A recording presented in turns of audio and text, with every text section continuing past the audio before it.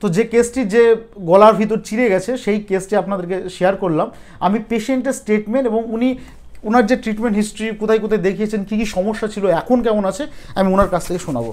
তো আপনার নাম কি? ছাত্তার। বলেন, এটা ধরেন, এটা এই দিকে মুখ করে বলেন আপনার সমস্ত। এটা ছাত্তার। বলেন।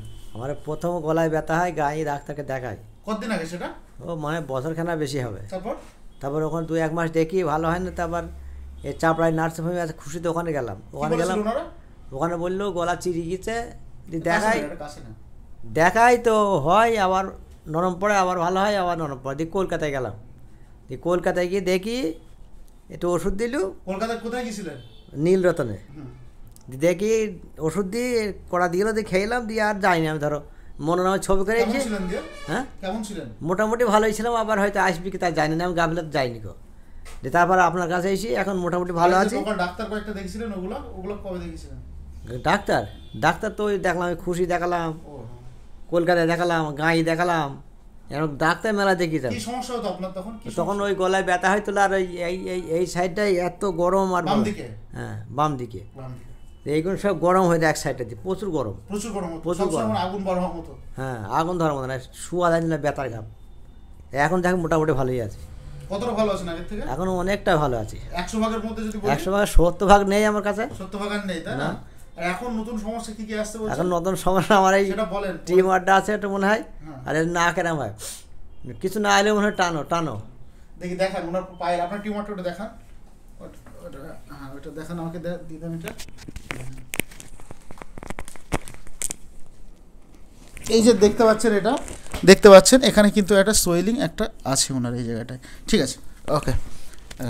আরেকটা কথা যেটা আমি বলতে ভুলে গেছিলাম, যে that is the prominently left sided complain. It's a complain prominently on left side. ওনার সমস্ত কমপ্লেনগুলো বা থ্রোট পেন যেগুলো ছিল, বা এরকম বলছে না যে একটা সাইড প্রচণ্ড গরম হতো। তো স্বাভাবিকভাবে সাধারণ মানুষ, খেটে খাওয়া মানুষ, ওনার কথা শুনে বুঝতে পারছেন একদমই সাধারণ মানুষ, চাষি। তো এই সমস্ত সিমটম দেখে ওনারা কিন্তু রীতিমতো ভয় পেয়ে যায় যে কোনো স্ট্রোক বা এই টাইপের কোনো সিমটম আসছে কিনা, এবং বা কোনো হার্টের কোনো প্রবলেম হলো না। তো এইভাবে যন্ত্রণা কানের সাইড দিয়ে চারিদিকে ছড়িয়ে যাচ্ছে। তো একটা প্যানিক অ্যাটাক ছিল। কিন্তু 2 মাস ঘর থেকে উনি ওঠেননি, মানে কতটা প্যানিক। এখানে যদি ওই ধরনের সিভিয়ার ফর্মে আমাদের কাছে আসতো, সেই সময় কিন্তু জাস্ট মেন্টাল সিমটমকে অ্যামিলিয়েট করার জন্য অনেক সময় কিন্তু আর্সেনিকের প্রয়োজন হতে পারে। তো যেহেতু আমরা পুরো ডিরেক্টলি কনস্টিটিউশনালে চলে গেছি, সেখানে পেশেন্ট কিন্তু অনেকটা বেটার এখন আছে। ওনার নিজের মুখ থেকে আমি শোনালাম যে 70% উনি ইম্প্রুভ আছে। হয়তো ট্রিটমেন্টটা কন্টিনিউ হলে এটা 100% হয়ে যেত। তো যেটা কোনো কারণবশত হয়তো উনি করতে পারেন না, 15 দিন পরে আসতে বললে হয়তো 2 মাস 2.5 মাস হয়ে যায়। যাই হোক, 1 মাস 1.5 মাস 2 মাস আর এরকম হয়ে যায়। তো আমি ওনাকে রিকোয়েস্ট করবো যে একটু কাইন্ডলি ট্রিটমেন্টটা কন্টিনিউ করতে, টাইমে আসতে, কিছুদিন ধরে এটা দেখলে এটা কমপ্লিটলি কিন্তু কিওর হয়ে যাবে। তো যাদের এই ধরনের প্রবলেম আছে, সাফার করছেন, তারা এইসব প্রবলেমগুলোতে অ্যালোপ্যাথির দিকে না গিয়ে আপনারা কনস্টিটিউশনাল হোমিওপ্যাথি যে ডাক্তারবাবুরা ট্রিটমেন্ট করেন সেখানে দেখান তিনাদেরকে। আপনারা আমার সঙ্গে যোগাযোগ করতে পারেন। আমার ইউটিউব চ্যানেল বা ফেসবুকে আমার সমস্ত নম্বর, ঠিকানা সমস্ত কিছু দেওয়া আছে। তাছাড়া আমার মোবাইল নাম্বার ওখানে দেওয়া আছে, আপনারা পেয়ে যাবেন।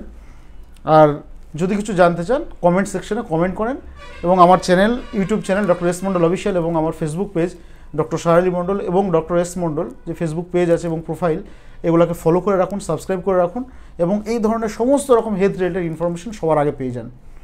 তো সাধারণ মানুষকে যে আপনি এটা শেয়ার করলেন, তার জন্য আপনাকে অসংখ্য ধন্যবাদ। Thank you.